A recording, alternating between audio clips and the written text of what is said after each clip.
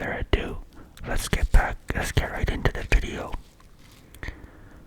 Alright, 45 years ago in June, three Girl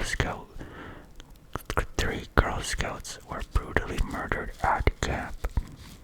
After decades of work and advanced technology, the Oklahoma State Bureau of Investigation is ready to close the case. The haunting story is known as the Oklahoma Girl Scout murders. On the evening of June 12, 1977, the stormy skies opened and heavy rain descended over Locust Grove, Oklahoma, nearby down a dirt road lined with looming trees and 400 acres of dense woods. Young Girl Scouts rushed inside their tents. Instead of their previously planned activities, the girls were sent back to their tents after dinner to write letters home. It was their first night at Camp Scott, having been bussed in earlier that day for their 2-week session of summer camp. The excited campers were blissfully unaware when they walked into camp their 2 weeks would end abruptly. For three young girls, their first night at camp would haunt Oklahoma to this day. It was the boogeyman story, said Andrea Fielding, the director of Forensic Science Services at the Oklahoma State Bureau Investigation. On that dreary evening, 8-year-old Lori Lee Farmer, 8-year-old Lori Lee Farmer, 9-year-old Michelle Heather Gaz, and 10-year-old Doris Denise Milner returned to their cabin in the Kiowa unit. Their tent, number 8, was the last in the semicircle and the farthest away from the counselor's tent, 80 yards away. The tents were made to look like cabins, were wooden platforms with 4 cots, no lights, and a large flap serving as a door. Anyone could get in, anyone could get out. There was not necessarily a barrier that would keep people out, said Marty Wilson, an OSBI investigator. With their 4th roommate set to arrive the following night due to scheduling error, the trio got situated in their unit and wrote letters back home. Lori Farmer, a bright girl who was said to be mature beyond her years, and the youngest Girl Scout at camp that week, was excited to write home to her family. In Tulsa, she told her loved ones about her 2 new friends and roommates. Her father, Dr. Charles Farmer, had been an emergency room director at Tulsa's St. John Medical Center. No stranger to Camp Scott, having attended the camp the year prior, Michelle Guys was a shy, athletic girl with a love for plants. In fact, before her leaving her home in Broken Arrow, her mother, George Ann, told the newspaper that Michelle insisted she take care of her plants while she was away at camp. African violets were one of her favorites. Having sold enough Girl Scout cookies to be able to attend camp with her friends, Denise Milner had been excited about going to camp. She was a straight A student and had already been admitted into a Tulsa school that was created for exceptionally brilliant students. However, at the last minute, her friends backed out and Denise reluctantly went to camp alone. She was not keen on the idea of leaving her mom, Betty, and 5-year-old sister on the bus. Denise cried about having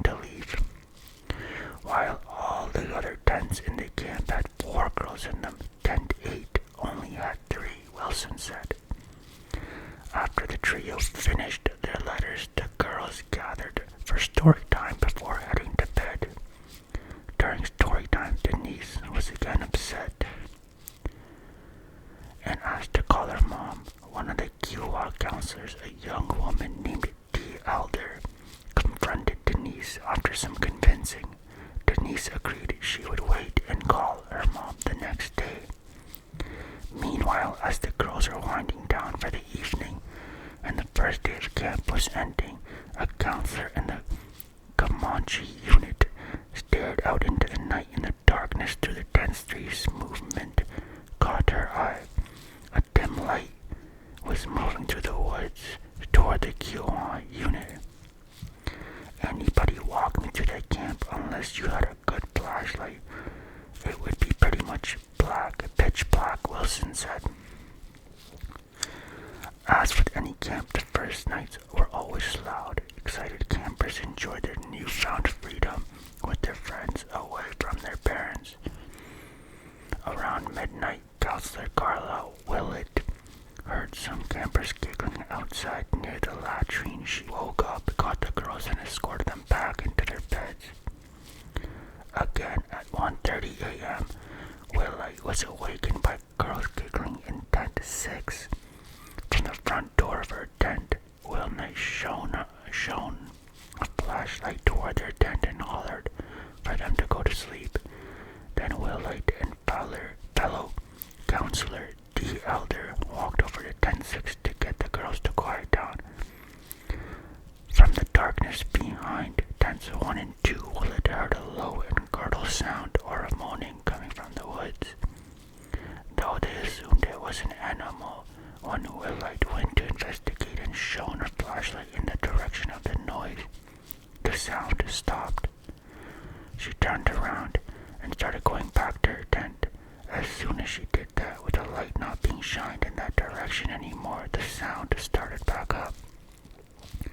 Wilson said, so she turned around a second time and started walking back that direction. As she shined the flashlight in the direction again, the sound stopped again, Wilson said. Willett would say later that she was back in her tent trying to fall asleep. She could still hear that sound. Around that same time, a camper in tent 7 saw a light approaching the tent. Suddenly, the light flooded the tent, and a male figure stood in the entryway. Just as quickly as he appeared, he disappeared into the darkness, closing the flap behind him. One camper said they heard a scream in the night, and another camper said they heard someone crying for their mama. The next morning, the sun rose on another day at Camp Scout. Camp Scott Willett woke early around 6 a.m. to get a shower before the other campers woke up. As she headed out of her tent, she spotted what appeared to be 3 sleeping bags a little away from her tent. When she approached, she realized it was 3 sleeping bags. Sprawled across the ground, 2 of the sleeping bags were zipped. One was open. Inside was the body of Doris Milner's body. Leroy Farmer and Michelle Goss were in the others.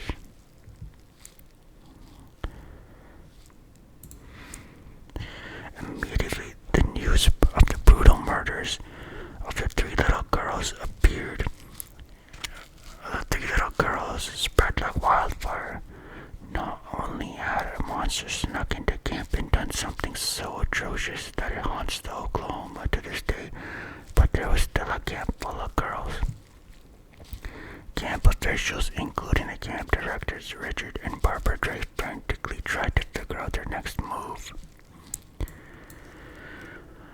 Little did they know that day, June 13, 1977, after nearly 50 years, Camp Scott would never reopen its doors. Around 10 that morning, and without any explanation to the other campers, the camp was evacuated, and the girls bused back to Tulsa. They were met by their worried parents who hoped and prayed their daughters would step off the bus from camp. A camp that they had trusted to keep their daughters safe. How had this happened? How did they let this happen? Who was responsible? While chaos ensued among parents, Magic Empire's Council of Girl Scouts, investigation needed to be conducted fast. I don't think any of them were prepared for seeing an 8, 9, and 10-year-old girl in that condition. I think it hit them pretty hard, said Wilson, OSBI investigator. The Mays County Sheriff Clint Pete Weaver was assigned to the case. Weaver had served from 1961 to 1971, then was re-elected in 1973 and would hold the position until 1981. Alongside Weaver was District Attorney Sid Wise, who immediately was at the forefront of the investigation. In fact, it would later become known that Wise had made a book deal with a local reporter in exchange for information. Predictably, this information sparked controversy. This case has boxes and boxes and boxes of files and interviews of all the people that they looked at, said Fielding of the OSBI. Upon arrival, investigators were faced with a gruesome scene. The bodies of 3 little girls had been found roughly 150 yards from their tent on the side of the trail, along with their sleeping bags. The trail ran along the side of the GOI unit, which was positioned in a semicircle tucked in the furthest left part of Camp Scott. Nearest the trail was the counselor's tent, or Tent 1. Then the camper's tent proceeded in a semicircle away from the counselor's, ending with Tent 8, the victim's tent, which was over 80 yards from the counselor's tent. The view was obstructed by the showers. The trail that passed by the GOI unit also led back to the back gate of the camp.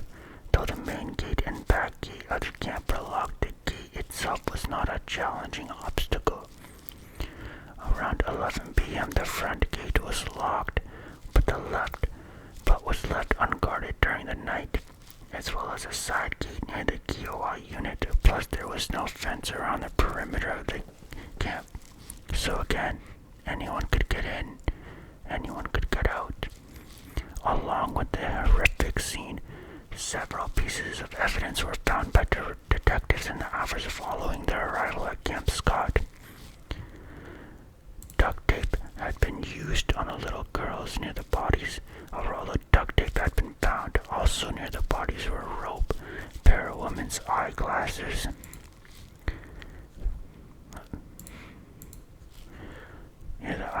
that were also found, and a red flashlight. On June 16th, the medical examiner would announce that 3 girls had not been raped, though they were sexually molested. The flashlight itself had been manipulated in more ways than one. First, the tape had been placed over the lens to dull the light. When turned on, just one small beam of light escaped the flashlight. Additionally, the newspaper had been jammed inside the flashlight to keep the batteries from rattling against the plastic exterior. The paper found was April 17, 1977, edition of the Tulsa World, pages 5 to 12, section C. This would become important later, as well as the woman's eyeglasses. Officers entered Tent 8 where another grisly scene awaited inside. Blood was found on the tent flap. Parts of the floor and mattresses and parts of the tent itself were broken. A shoe print was found in the blood on the floor. One of the only places authorities couldn't find blood was on the cot on the right side of the tent. We believe Leroy and Michelle were probably most likely killed in the tent, and Denise was either carried or made to walk to the location where the bodies were found, Fielding said. Near the perimeter of the camp, close to a fence line, authorities found a crowbar and beer bottles. In the days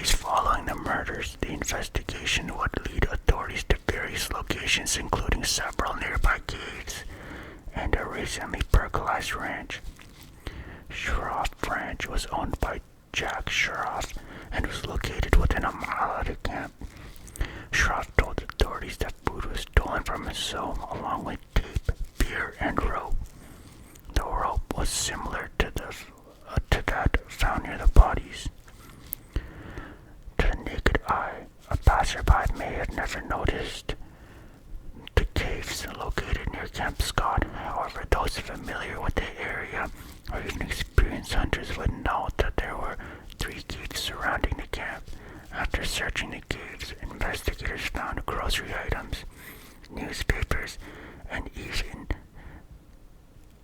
newspapers from the same edition of the Tulsa World, 2 photographs, and duct tape matching the kind found on the girls' bodies. It was evident to authorities that someone had been hiding out inside the darkness of the caves. Further proof was a note written on the cave wall. The killer was here. Bye-bye, fools. Damn, that's actually sick. Soon after this initial investigation, Sheriff Weaver had some working theories in mind. Namely, Weaver told the media that he was already favoring a theory that one person, a man, was responsible for the murders. Even more compelling, the photographs found in the cave may have been developed by a man while he served time in the Granite Reformatory. That man, Jean Leroy Hart, became the prime suspect. Jean Leroy Hart, Leroy Hart, was born in Locust Grove, Oklahoma, in November 1943. Growing up, Hart was recognized in the area for being a talented football player. I think I have it. That's him right there. Hart was more well known to authorities for his deviant tendencies and criminal behaviors. In June of 1966, Hart deviated from his day-to-day routine and instead decided to launch his career as a criminal. Outside of a Tulsa nightclub, Hart abducted 2 young pregnant women from the parking lot and drove them to Mays County. There he would brutally rape and sodomize the 2 women. It is important to note that both of the victims wore eyeglasses. Even more important, both women survived. A fellow inmate of Hart would later tell authorities that Hart had poor eyesight and needed glasses. However, instead of going to see an eye doctor, Hart developed a habit of stealing glasses. And I quote, "Didn't matter if they were men's or women's glasses, didn't matter whether they were prescription glasses or not. He just had a thing for stealing glasses everywhere he went," unquote. Marty Wilson, an OSBI agent, said. Hart was later caught and charged with rape and kidnapping. Just a few months later, he was released on parole. This was when he started his career as a burglar, breaking into the homes while owners were home and asleep. However, this crime spree is difficult to follow because his first 3 robberies were not reported to the police. In fact, it wasn't until his 4th burglary at the home of a Tulsa police officer that his crimes came to light. He had a violent sexual history, Wilson said. Eventually, Hart was convicted on 4 counts of burglary.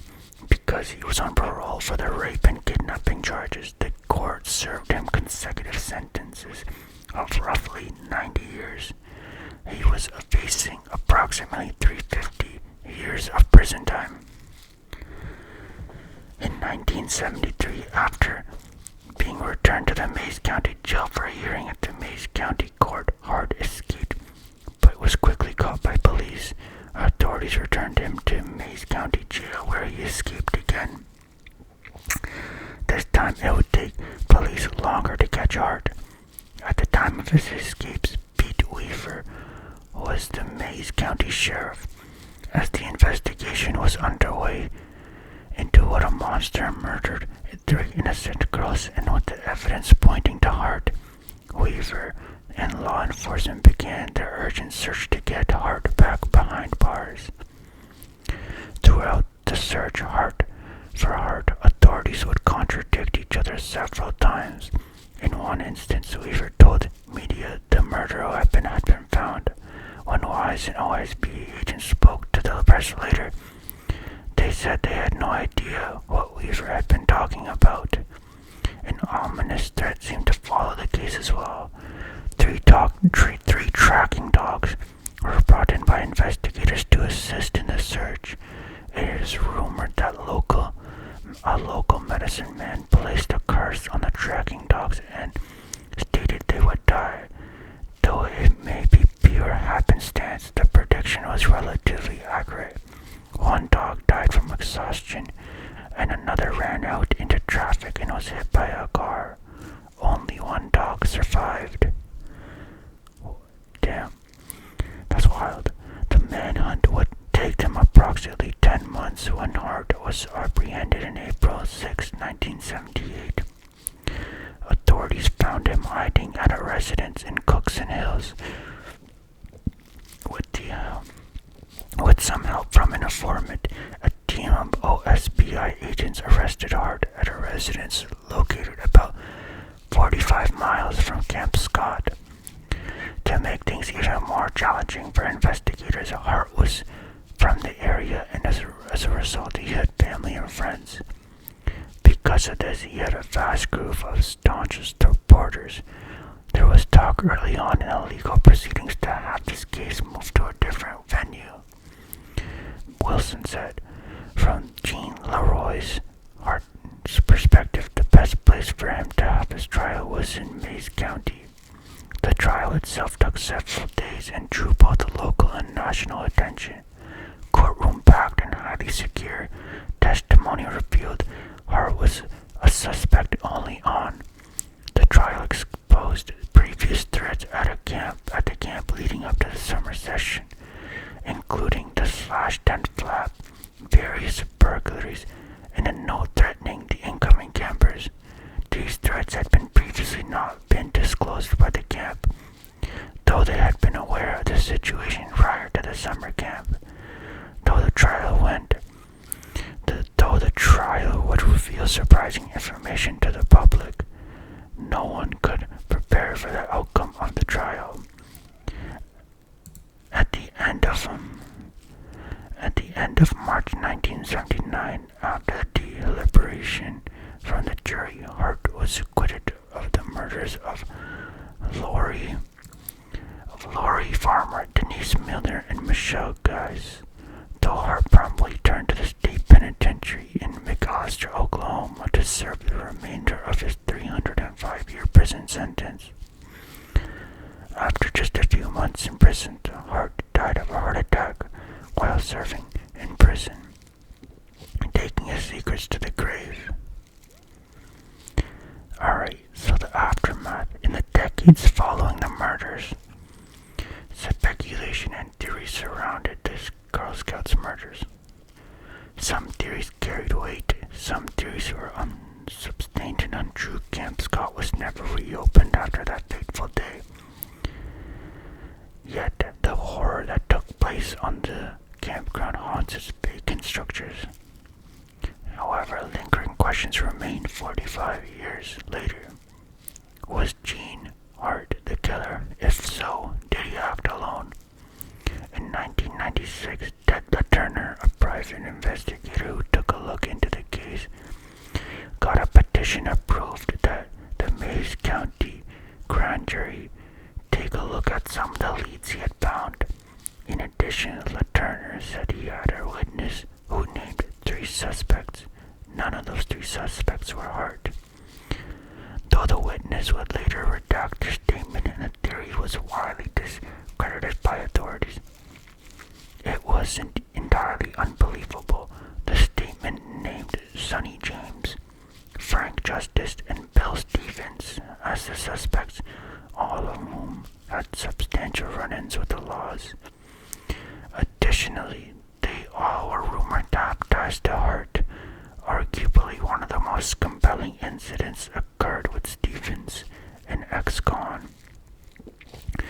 On the morning of the murders, Stevens reportedly seen near the camp Scott at a cafe with blood on his boots. Witnesses said he acted strangely within months of the murders. Stephen was arrested on similar rape and kidnapping charge. Then, during the Hart trial in Okmulgee,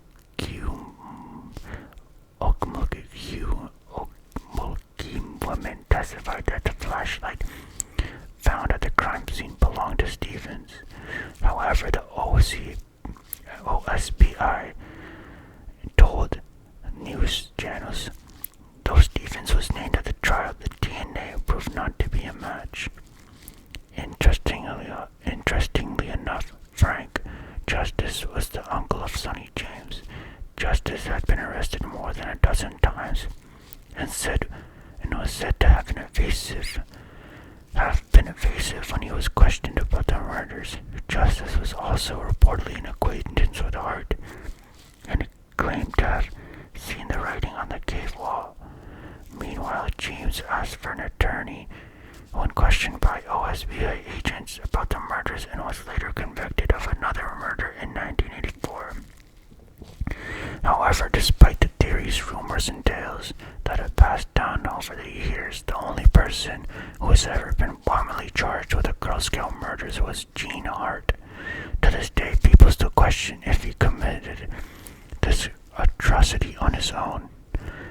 In 1989, the OSBI submitted a sample to the FBI lab for testing. Because of degradation, they were unable to get a full profile, but did obtain a partial DNA profile. The DNA sample was a semen stain found on a pillowcase inside Michelle Goss's sleeping bag. Authorities were unable to exclude Hart as a contributor. We have pretty much analyzed everything we can analyze in this case, and we are waiting on Sheriff Mike Reed to make a decision on whether he's going to administratively close the case, said Fielding of OSBI. The evidence obtained by the OSBI has never excluded Hart to this day. OSBI says that in addition to not being able to exclude Hart, the evidence does not point to anyone else. Our belief is that Hart committed the murders, Fielding said. Closing the OSBI case will be a decision made by the director with input from Sheriff Mike Reed and the families. The OSBI went to saying it is not impeding. Amid the unanswered questions and ongoing investigations, those impacted by the senseless tragedy sought to help others. Sherry Farmer, Lori's mother, established the Oklahoma Parents of Murdered Children and a strong advocate for victims and their families. She was very influential in developing a support group for the victims' family in the state of Oklahoma, Wilson said. Independently, Richard Keyes, Gus, Michelle's father, worked with their former state attorney general Mike Turpin to create Oklahoma Victims Compensation Board. The goal of this program is to assist with the financial burden of violent crime victims. He also helped pass the Oklahoma Victims Bill of Rights to protect the rights of victims, no less vigorous than the rights afforded to the accused. Over the years, Mother Nature took a hold over the abandoned camp and reclaimed what was once theirs. Hidden beneath the blanket of dense trees, the camp is quiet. The laughter of young campers has disappeared with the Oklahoma wind. Yet the memory of Leroy, Farmer, Denise Milner, and Michelle Guys lives on. Their families, having ensured they are never forgotten. Yeah, that's about it. This is what Hart looks like now. That was the latest picture of him. Yeah, so that's very sad what happened. I would never send my kid to camp in the middle of nowhere. I don't know about you guys. Let me know what you think. Would you send your kid to camp in the middle of the woods? Like, I just wouldn't. When I had kids, I will never do it. So let me know what you guys think in the comments. Please leave a like and subscribe to this video. Thank you for watching, and I will be uploading soon as well. Let me know what else you guys want to hear.